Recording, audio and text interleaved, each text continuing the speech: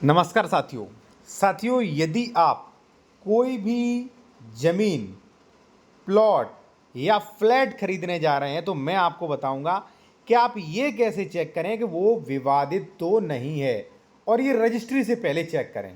ठीक है, पूरा आपको समझाऊंगा और आप जो भी समझ रहे हैं एक विशेषज्ञ द्वारा समझ रहे हैं। ठीक है साथियों, चलिए मैं आपको बताता हूं साथियों। उससे पहले एक चीज़ आपसे और कहूंगा, यदि आप किसी भी मैटर में कानूनी सलाह लेना चाह रहे हैं साथियों, आप अपने डॉक्यूमेंट चेक करवाना चाह रहे हैं या आप कहीं भी जमीन खरीद रहे, प्लॉट खरीद रहे, उसका डॉक्यूमेंट चेक करवाना चाह रहे हो कि वो विवादित तो नहीं है, जमीन सरकारी तो नहीं है, धारा 143 है, धारा 80, धारा 98, ठीक है, इस पर किसी प्रकार का विवाद तो नहीं है, तो आप संपर्क कर सकते हैं। हमारा कॉन्टैक्ट नंबर वीडियो की डिस्क्रिप्शन में आपको मिल जाएगा। आते हैं हम अपने टॉपिक पर। ठीक है, देखिए साथियों, सबसे पहले आप ये समझ लीजिए कि प्लॉट ज़मीन तो खरीद रहे हो, उस पर कोई विवाद तो नहीं है, सरकारी तो नहीं है, स्टे तो नहीं है, ज़मीन पे जो है धारा 98 का वो तो नहीं चल रहा है। ठीक है, अब देखिए मैं आपको थोड़ा उदाहरण दिखाऊं, देखिए क्या क्या फ्रॉड हो रहे हैं। देखिए यहाँ पे आप देख सकते हैं क्रय विक्रय पर रोक लगी है, ये हमारे पास चेक होने के लिए आया था। क्रय विक्रय पर रोक, यहाँ पे स्पष्ट लिख सकते हैं कि यहाँ पे बंधक एवं खुद बुद्ध करने से पक्षकाराग्रम आदेश तक निषेधात्मक किया जाता है। और यहाँ पे जो है पूरा आप देख सकते हैं आदेश, यहाँ पे स्टे का आदेश है।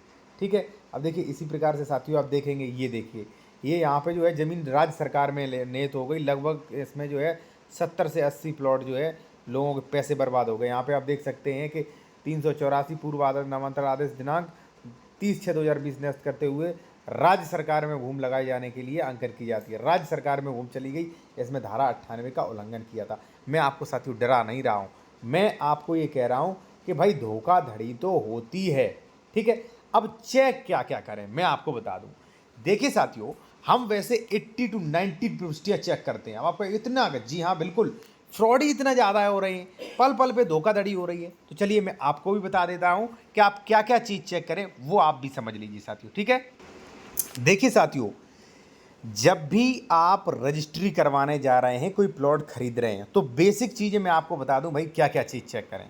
ठीक है, बेसिक चीज़ें देखिए साथियों, सबसे पहला तो आप चेक करें कि उसका रजिस्ट्री चेन। ठीक है, अगर मान लीजिए उसने खरीदी है तो उसके पास रजिस्ट्री होगी साथियों। ठीक है, देखिए साथियों, रजिस्ट्री भी हो सकती है, या मान लीजिए वहाँ पे साथियों अगर उसे वसीयत में मिली तो वसीयत होगी, गिफ्ट में मिली तो गिफ्ट डीड होगी, तो वो देखें। अब ये चेक करें कि रजिस्ट्री जिससे ली थी उसे कहाँ से आई थी, पूरा चेन। ठीक है, तो उसकी भी रजिस्ट्री चेक करें। ठीक है ना, कई लोग क्या होता है, जैसे मान लीजिए मैं सरकारी ज़मीन पे कब्जा करे हूँ, ठीक है, हमने अपने रिश्वत लेके जो है दे के दान करवा दिया अपने बेटे के, और दान पत्र आपको डीड दिखा रहे, तो आप ये भी देखिए रजिस्ट्री जिस जो दिखा रहा है वो किसने रजिस्ट्री की थी।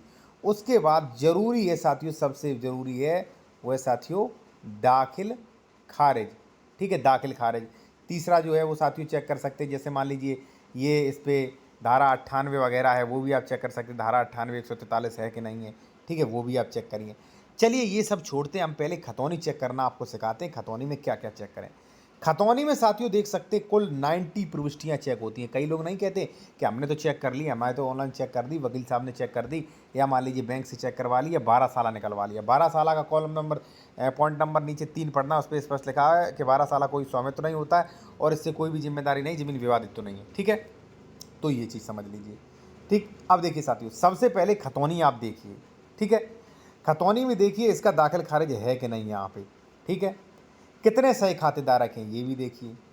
उसके बाद ये देखिए साथियों आदेश, यहाँ पे एक आदेश है। अगर वहाँ पे कई बार क्या होता है खतौनी में 10 20 30 जितने भी आदेश हों, सभी आदेश देखिए, आदेश पढ़ना जरूरी होता है। कोई स्टे का आदेश तो नहीं हुआ है, कोई निरस्ती का आदेश तो नहीं हुआ, कोई सेक्शन 98 का आदेश तो नहीं हुआ। ठीक है, कोई 116 का आदेश तो नहीं, कोई धारा 24 का तो आदेश नहीं।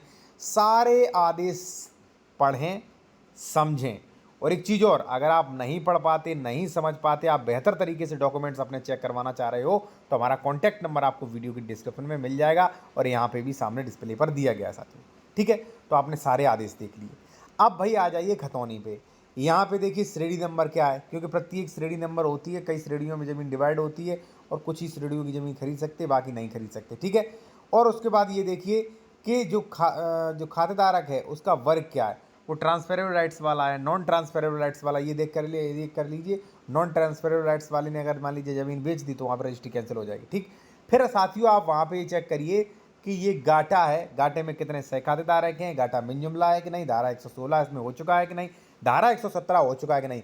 116 117 चेक करना बेहद जरूरी है, उस पर विचार करना बेहद जरूरी है, वरना वहाँ पे क्या होगा साथियों, जो आपने देखा होगा कि अवैध कब्जा संबंधी विवाद, ठीक है, वो ज़्यादा होते हैं, ठीक है, अवैध कब्जा संबंधी विवाद, पार्टीशन संबंधी, स्टे संबंधी वो होते हैं, ठीक है। उसके बाद साथियों आप ध्यान दें क्षेत्रफल पे, आप ये चेक करिए कि फलाना व्यक्ति जो बेच रहा है उसका खतौनी में क्षेत्रफल कितना है, वो क्षेत्रफल चेक करिए, ठीक है। क्षेत्रफल चेक करने के बाद साथियों आ जाइए यहाँ पे, ये देखिए क्या न्यायालय का कोई आदेश हुआ, किसने बेची, कितना क्षेत्रफल बेचा, सारा कुछ यहाँ पे आपको मिल जाएगा। उसके बाद बंधक जमीन देखें, उसके बाद साथियों यहाँ पे जैसा कि मैंने बताया सभी दाखिल खारिज के आदेश आप देखें, ठीक है। अब साथियों आपने देखा कि ए का नाम जमीन पर दाखिल खारिज है, आपने देखा हम ए हैं, हम आपको बेच रहे हैं, आपने देखा वाह दाखिल खारिज है इसका, ठीक है। आपने खतौनी चेक कर ली, 90 प्रविष्टियाँ सही हैं। खतौनी पे आप और भी चीज़ मैं आपको बता दूं, जैसे मान लीजिए 143 है वो भी चेक करें, सेक्शन 80 है वो भी चेक करें, ठीक है। सेक्शन 98 का उल्लंघन तो नहीं किया, ये भी आप मैनुअली चेक करें, ठीक है। और ये धाराएं भी आप चेक कर लीजिए। अब आपने देखा चलिए खतौनी इसका बिल्कुल सही है, फिर भी साथियों आप ज़मीन मत खरीदिएगा। अब आप कहोगे ये क्या बोल रहे हो भाई, अभी तो आप कह रहे हैं चेक करिए, हाँ खतौनी तो आपने चेक कर ली, फिर भी जरूरी नहीं ज़मीन सही हो, फिर भी आप चेक करिए कुछ चीज़ें, और वो मैं आपको बता रहा हूँ। देखिए कानूनी सलाह लेना चाह रहे हैं, डॉक्यूमेंट चेक करवाना चाह रहे हैं, तो हमारा कॉन्टैक्ट नंबर आपको वीडियो की डिस्क्रिप्शन में मिल ही जाएगा। अब देखिए खतौनी आपने चेक कर ली, खतौनी बिल्कुल सही है, ठीक है, राइट। उसके बाद ये चेक करें साथियों कि जैसे मान लीजिए ए का नाम खतौनी में तो है, कहीं इसने बी को बेच तो नहीं दिया था। अब पता चले ए दो बेच रहा है 2024 में, इसने 2008 में जो है बी को बेच दिया था, बी ने रजिस्ट्री करवा ली लेकिन दाखिल खारिज नहीं करवाया, इसलिए खतौनी में ए का नाम चल रहा है, समझना, ठीक है। अब ए जो है वो आपको बेच रहा है, तो ये भी हो सकता है। देखिए कई बार क्या होता है, ए ने बेच दिया होता है लेकिन बी ने दाखिल खारिज नहीं करवाया, इसका खतौनी में नाम नहीं हो रहा होता है, लेकिन बी खरीद चुका है, ये ज़मीन बी की हो चुकी होती है, और ऐसे में आपने दूसरी रजिस्ट्री करवा ली, तो साथियों आपकी ज़मीन जो है वो यहाँ से चली जाएगी, बी की मान्य होगी, ठीक है। तो ये चेक करिए कि इसने कहीं रजिस्ट्री तो नहीं कर दी, ठीक है, पहले रजिस्ट्री तो नहीं कर दी, ये चेक करें साथियों, ठीक है। एक चीज़ मैं फिर कहूँगा, अगर मान लीजिए आप कोई भी कानूनी सलाह लेना चाहते हैं तो यहाँ पे हमारा नंबर है, ठीक है जी, आप कानूनी सलाह ले सकते हैं। व्हाट्सएप है एक बार, ओनली व्हाट्सएप, ठीक है, ओनली व्हाट्सएप, ठीक है ना। तो देखिए आप ये चेक करें कि भाई 2008 में, 2009, 10, 11, 12 यानी कि मुझसे पहले इसने किसी से बेची तो नहीं है, ठीक है। अब पता चले बी को बेच दी, बी ने दाखिल खारिज नहीं करवाया, खतौनी में नाम इसका आ रहा है, जैसे ही आपने खरीदी तैसे ही भी दाखिल खारिज के लिए अप्लाई कर रहा है, पता चले आपका पूरा पैसा वेस्ट, तो क्या करें, डबल रजिस्ट्री चेक करें आप, ठीक है। अब डबल रजिस्ट्री चेक हो गई, अब मैं आपको आगे बता रहा हूँ क्या चेक करें, ये सारी चीज़ें ज़रूरी हैं, ठीक है ना, आगे भी बता दूँ मैं आपको, ठीक है, क्या चीज़ चेक करें, ठीक है ना। आगे साथियों आपको चेक करना है, देखिए आपने ये तो चेक कर लिया डबल रजिस्ट्री, अब एक चीज़ और चेक करिए आप, वो चीज़ क्या है वो भी आप जान लीजिए साथियों।